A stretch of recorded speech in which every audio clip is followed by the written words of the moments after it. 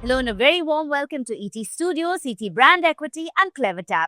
I'm Devina Lasson and on this exciting series, we're here to decode the customer engagement crystal ball, top trends for 2025. Now, customer engagement is evolving faster than ever. What worked yesterday may not work tomorrow. As we step into 2025, brands must move beyond traditional push-based interactions and embrace a more dynamic, customer-led approach. So, to decode the paths to success, we have joining us today Rajiv Ravindran, Director CX, Namma Yatri, and Joe Augustine, the Head of Sales, India at CleverTap. Right, gentlemen, a very warm welcome to ET Studios. Thank you so much for being here. Such a pleasure to have you both. Thank you so much. Thank you so much. Same here. Thank you. Thank you so much, Devina. Thank you, Joe. So, we're here to talk about a really exciting, very important topic, Right. the customer engagement crystal ball. Let's get a little bit into future mode, but also understand the present in terms of what are the trends that brands, companies across the board can look forward to in 2025 when it comes to customer engagement, right? So, just to get a little bit of context, I think, Rajiv, would you like to kickstart us? What are some of the big shifts that you have seen from the previous years building up here to 2025 when it comes to customer engagements? Surely. I think customer engagement plays a very pivotal role, right? Irrespective of what line of business you come from or you hail for, I think that's kind of probably the most important hook to keep the business going, right? For us, let's say at Namma Yatri, the story is a little different, right? So we are very open, built on open source code, hosted on the ONDC. Yes. Right. So for us, the customer has always been the driver, right? So driver has been my first customer, our first customer. How do we ensure that we're talking enough to the drivers? When I say enough, it's more about not just keeping them engaged, but also trying to retain them and ensure that they have enough trust in an aggregator like Namma Yatri, right? While we've disrupted the entire mobility model with zero commission, right? But that's just not one hook why the driver or the customer would stay with us, right? While it takes the commission out of the equation from a transaction, it makes it more earning for a driver Yes. and makes it more affordable for the customer. But also there is a lot of other factors externally that probably lures the driver into moving away from us. Let's say it could be an incentive plan or a new rate policy, or it could be more attractive offers. It could be anything. Right? But for us, while we still have promised drivers about zero commission forever for lifetime, we constantly keep talking to them, constantly engaging them. That is where I think we think our business is moving ahead, right? Not just with the state where we launched in Karnataka, or be it West Bengal, where it is a partnership with the government. It's called Yati Sati in West Bengal, right? But again, like I told you, what are the different tools that we use? Different ways and means to reach out to these drivers. Why I'm only talking about drivers here is while I told you that driver is my first customer, we have enough confidence in a driver that he will keep the customer engaged. Right. He's the one who's going to get more customers for us. When I say more customers, when there is better rates, customer will search, demands coming in. Then I keep the driver who's the supply on the other side. If he's able to accept all the rides coming his way, then there is first happy point for anybody, right? Absolutely. Then the continuation of phase 2 happens where he does well, he's kept his vehicle clean, he's probably rendering a very nice, polite service, Yes. ends the trip on the on the right of the destination where probably the customer wanted to go, Yes. right? So all this is a very simple flow when you look at it from an outside circles, but like I told you, very important is how do I keep them engaged? How do I get that trust from the driver? He has to tell me that irrespective of what's happening outside with my competitors and the other ecosystem, right? Others in the ecosystem also, Yes. sorry. I am going to stay loyal to Namma Yatri. I'm going to stay with Namma Yatri. I'm going to be giving 100% in terms of the experience. Right? Yeah, wonderful. I mean, really fascinating concept you have here, right? Because we are all used to, for many years now, working with different transport systems, let's say. Right.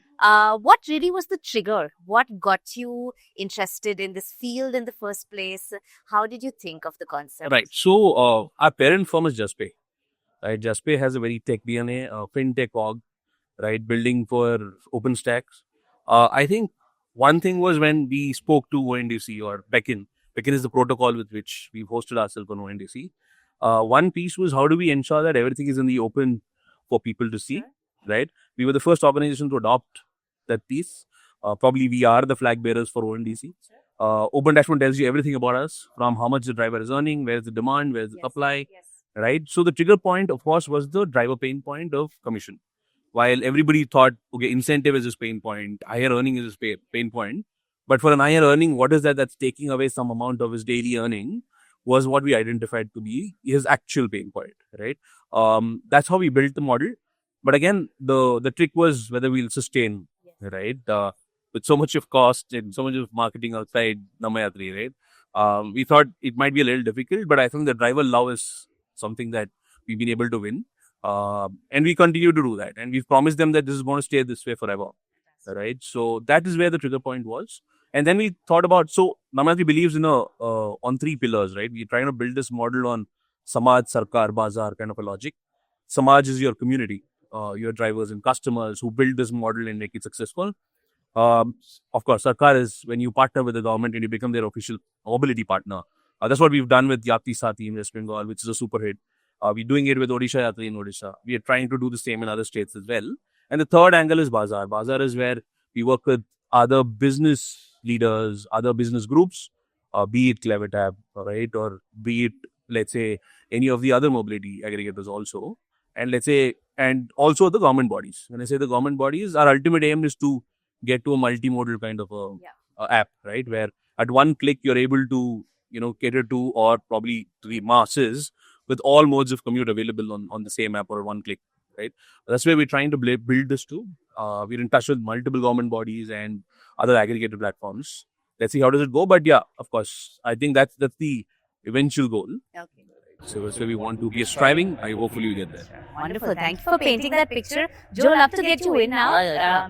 Well, first of all, of course, CleverTap, I'm sure, has been quite instrumental in aspects of Namma Yatri. So, love to know about that since we've heard so much about the journey. But also, to kickstart, what is your big prediction, your big vision for the shift in customer engagement in 2025? Yeah, I think, Devina, the few trends which we are seeing, right? One is that more and more customers will start experimenting with AI in a big way, yes. Right? Whether it is in terms of the way they generate communications, whether it is in terms of coming out with predictions, right? Or whether it is simply in terms of identifying what kind of an interface is working well for a customer, what kind of a communication is resulting in a better ROI. I think these are areas where we see it getting applied. The second big trend is empathy in communication. Yes. This is something that will happen when communication is getting more and more contextualized and personalized. A simple example which I want to quote in the case of Namma Yatri is the driver empathy, right? Now, this needs a lot of data points to also flow in terms of the driver preferred language, certain data points about the driver. For instance, something which Namma Yatri did, right, was wish the driver a happy birthday. We just experimented with that, right? Yeah. Now, this is a case where a customer is booking a ride on their Namma Yatri app. They're able to really see that, hey, it's the rider's birthday, right? And that again is all powered by data, right? Because the context is flowing in, etc., right? And the third area, which I would say is all about optimizing experience in real time, which essentially means that when a person is, knowing certain aspects about the end user in terms of when they are most likely to engage with you, throwing in real-time recommendations about certain offers which are there, right? So those are all areas that in terms of analytics, segmentation, that will be really work alongside Namma Yatri. And I see that, this really getting adopted more and more as we go into 2025. Yeah, great. Very exciting. One word that you mentioned, of course, really struck out, which is retention.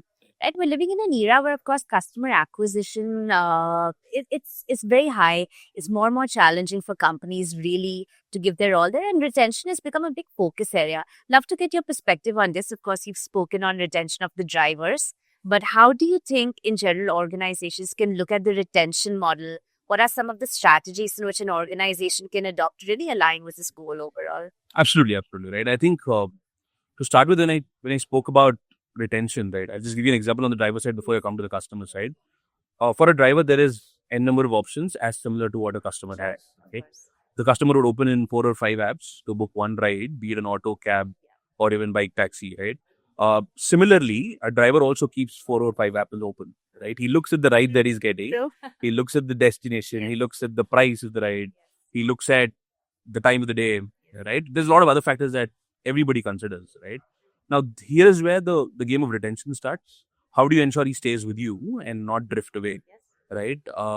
I think as we move ahead, I think empathy, that word is probably the most powerful word that anybody has to probably accommodate or use as well, right? Is how do we ensure that we stand in the shoes of a customer or a driver, or in our case, right?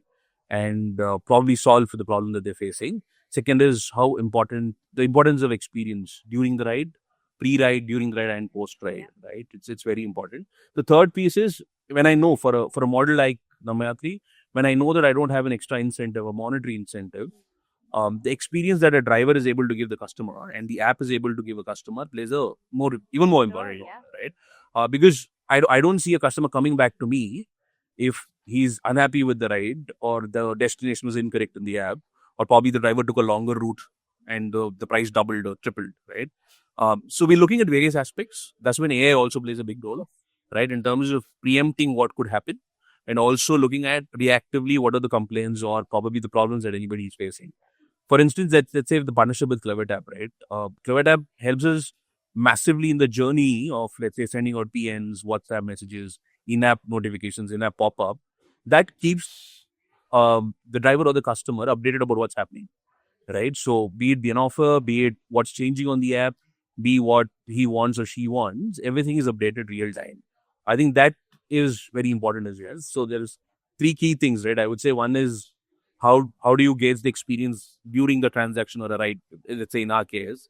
Second is, are you able to follow up and learn and go back and tell them that, what, we've changed this for the betterment. Third is, how strong is your communication, be it pre or post ride or even during the ride, because the importance of, let's say, an SOS kind of a scenario in ride hailing becomes even more important, right? So yeah, there it is, right? It's experience during the transaction, post the transaction, and how do you preempt it might or probably avoid this happening again. Yeah, Great and maybe recipe there, yeah. maybe I just want to add here, Devina. It's also about the journey or the life cycle of the driver, Yes. right? So when it's somebody new, how effortlessly can they get onboarded with the platform, right? When it's their first ride, so setting certain milestones, right? Tracking those milestones. For example, the first ride to the fifth ride or the 10th ride, right? And then being able to really track in terms of the recency, the frequency, right? So that retention on the driver side is consistently being maintained, right? These are all data points which essentially needs to flow in real time, right? So that the right action can be taken. And an important point which I think which Rajiv mentioned was about trust, right? Ensuring that your communications are designed in a way that whether it is pre-ride, whether it is post-ride, the driver knows and has full clarity that, hey, the platform is an enabler, right? And he has full visibility, he or she, as in terms of what is there is full transparency in that entire transaction. I think that really, builds a lot of trust. Absolutely. And of course, we're talking data here. No conversation on the customer experience, customer journey can be had without talking data. Data points ultimately are used also to create, today we're looking at the push versus pull factor, right? So can you tell us a little bit about how you've seen a refinement in how companies approach the pull factor versus push, the shift that you're seeing in this perspective? Sure. So one of the things that we are seeing, Ravina, more and more, right, is that companies realize that channels like SMS, WhatsApp result in, of course, a lot of outflow in terms of spend, right? But ultimately, the objective is to get the customer back on the digital aspect, which is your website or app. Yes. And the real magic happens there, right? So more and more, we are seeing brands experiment with customization of the app, right? Hyper personalization of the app, which is where platforms like CleverTap come into play in terms of building a different look and feel depending on the customer segment. For instance, if I'm frequently taking a ride to a particular destination, right? Even to the extent of tailor making how the widgets appear in a way that I can understand it, even hyper personalized to the extent of the language, right?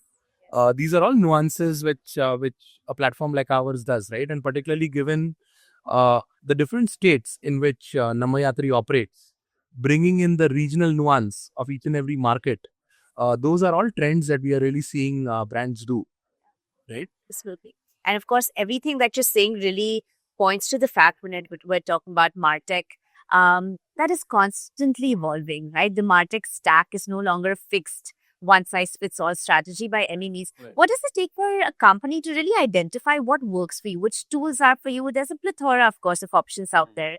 So what does it take to really identify that this is the path, this is the right solution at a given point of time? Also having the agility to adapt when need be. Absolutely. I think two things, right? One is understanding your customer base or your end user. I think I'm not sure how many companies invest a lot of time in terms of understanding where your users fit or not. Yes. Right? For us, every driver is rooted. We're trying to be as local as possible. Right? That is one piece. The second one is, of course, historically looking at the data and the trends. The third is, I wouldn't, I wouldn't shy away from the fact that you might go wrong. It's, you might pick an A player instead of a B to start with, but that's okay. I think it's fine for a business. I think that risk is always going to be a part of the game, right? We're okay to start with the 2 or 3 players to understand who's the one who's really playing well for us with respect to the objectives that we have as an organization, right? Fourth bit is, of course, am I able to scale it? Is this a long run game, right? Because there would be some benefits that you would see in the first earlier 1 or 2 quarters, and then probably you would see its stagnation later, right? That is something which can be risky, right? You would want to work with someone who's constantly evolving, constantly innovating with you, right? That's what I was talking to Joel yesterday, right? Is what is new? Is there something else that we can make use of, right?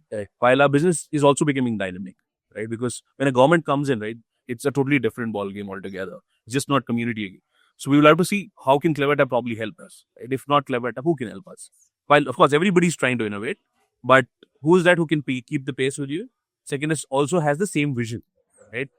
If you're partnering with somebody who has a very monetary vision and not a community or a social vision, right? Probably it might not. For a company like yours. Absolutely. And this again brings me to a question, Rajiv, that we heard a quote yesterday, right? Saying that reputation comes on a foot, but leaves on a horse, Yes. right? So in your industry, how do you deal with say a negative feedback or a negative, instance of a customer?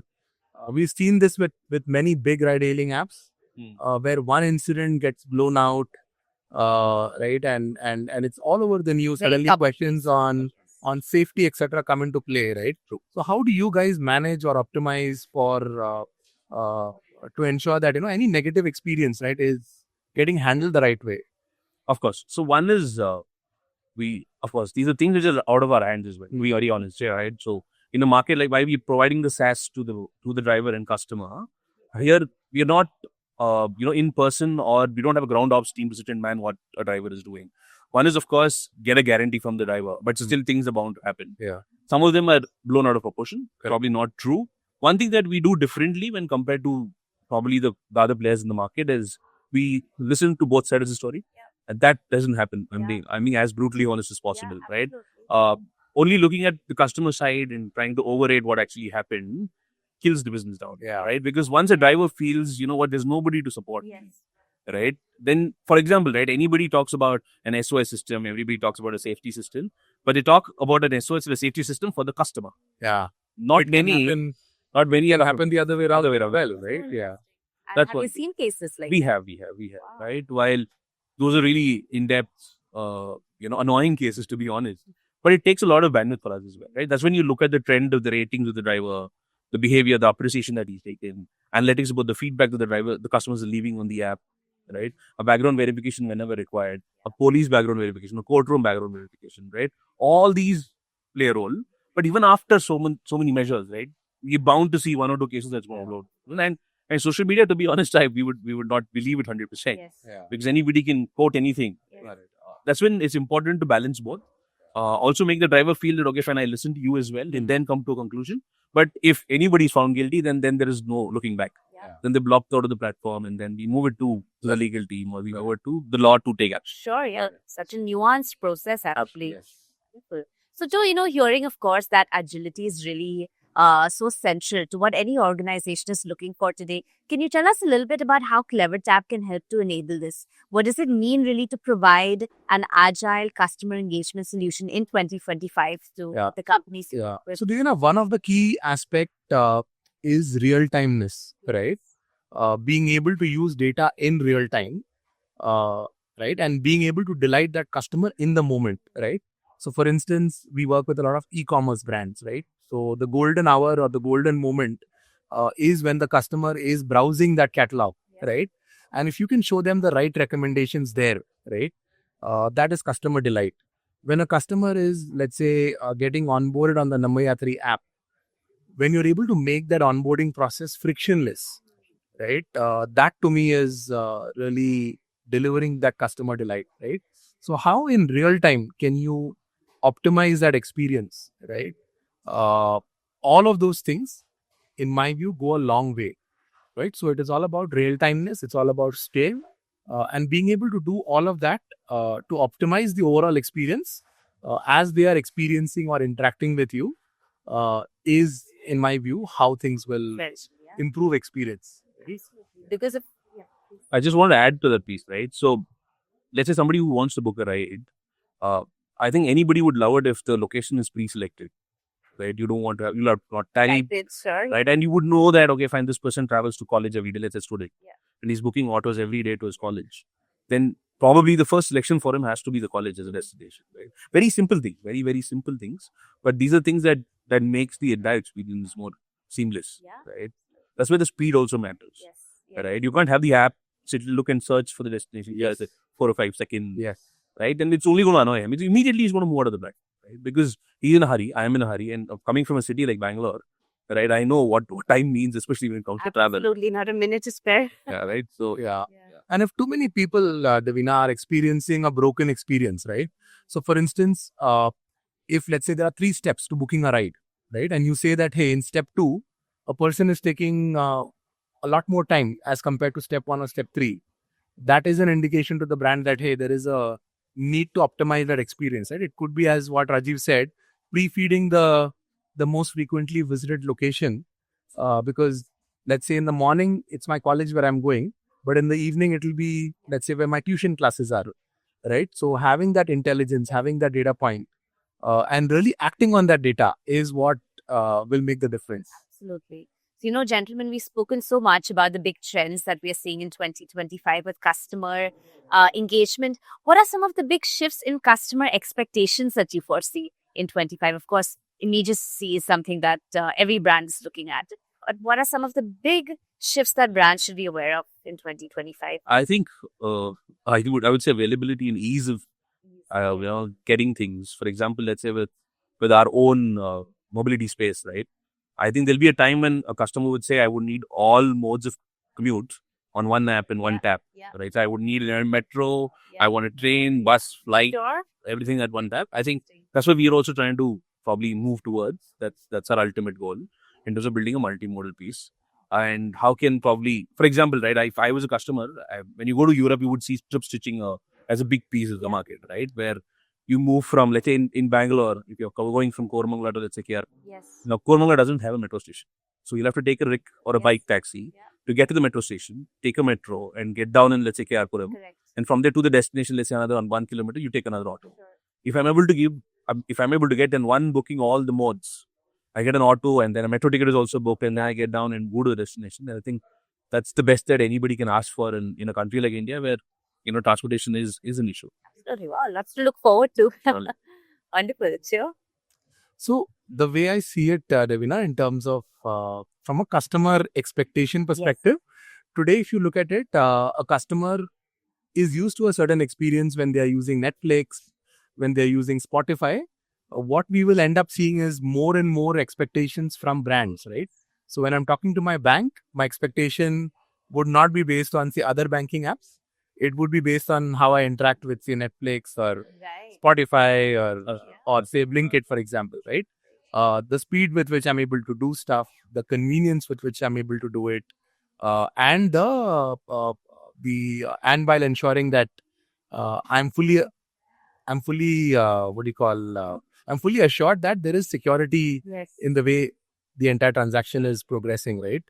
So the benchmark, I would say, would be very high that a customer sets for your brand, and which is where you need to look outside of your industry when you are designing the experience, right? Not just look at how, say, other ride-hailing apps or other banks or other e-commerce guys are doing it, but even go to the extent of looking at adjacent industries, which could be, let's say, benchmarks Sure. for how you want to deliver customer experience. Which you might not have thought of Absolutely. in the previous year. All right. Wow, gentlemen, thank you so much. It's been such a pleasure. You've shared a lot of insights, lots of key takeaways for our viewers today, and what really to expect both from a company perspective, also customer expectation in 2025 moving forward. It's been an absolute pleasure. Thank you for being Thank here. you so much. Thank you. Thank you. Thank you. Thank you, Rajiv. Thanks. All right. On that note, that's all we have for you on this segment of ET Studios. But do stay tuned for many more in-depth conversations with India's stalwarts from the world of marketing. Until next time, many thanks for watching.